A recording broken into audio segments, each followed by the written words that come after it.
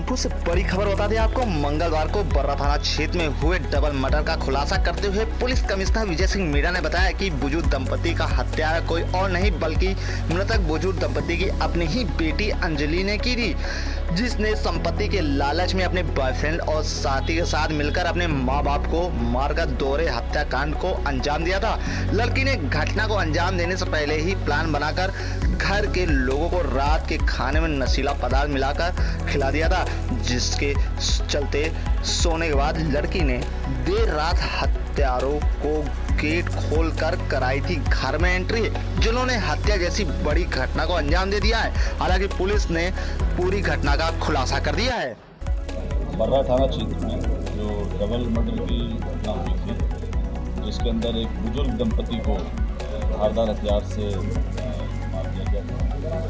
Police तत्काल मौके पर पहुंचे, हमारे वरिष्ठ अधिकारी मौके पर पहुंचे और जब सबसे पूछताछ करी, घटनास्थल का निरीक्षण किया, फॉरेंसिक की टीम गई, तो उसे यही स्पष्ट हुआ था कि ये संभवतः जो घटना घटित हुई है वो परिवार के अंदर ही। इनिशियली 2 लोगों को, जो लड़का था उसके सालों को नामजद किया गया, जो कि फतेहपुर के रहने वाले थे और उनका आरोप यह था कि उसका अपना पत्नी से विवाद चल रहा था और इसी के मद्देनजर इन दोनों जो उसके साले थे उनको नामित किया गया।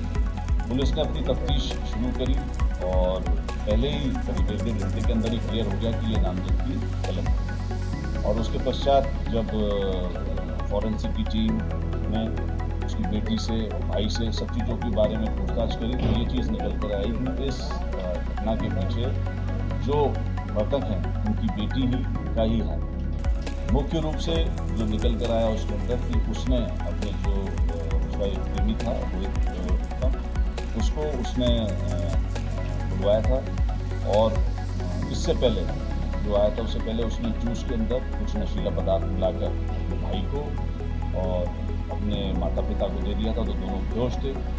जब दोनों बेहोश हो गए उसके पश्चात उसने उसको दरवाज़ा खोल के बुला लिया और धारदार हथियार से जो लड़का था वो ऊपर छत पे सोया हुआ था।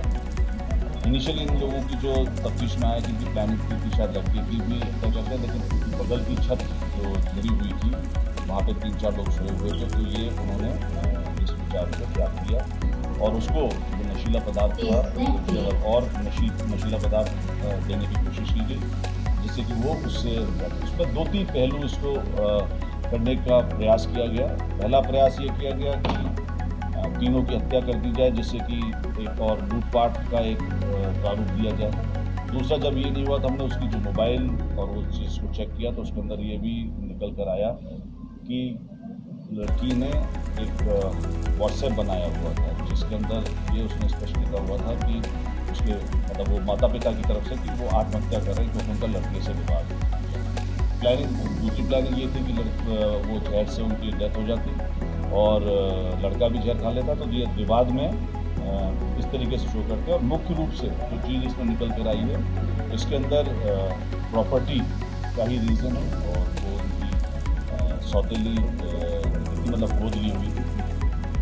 पूरी टीम जो बर्रा की टीम थी और हमारे डीसीपी और अन्य जो क्राइम ब्रांच की टीम थी उनके द्वारा ये कार्य किया गया और घटना को मुश्किल से 12 घंटे से कम के समय में इसको अनावृत किया गया। मेरी तरफ से पूरी टीम को 50,000 का इनाम दिया गया। एक चीज़ और जो मैं बताना चाहूँगा कि इसका जो दूसरा भाई था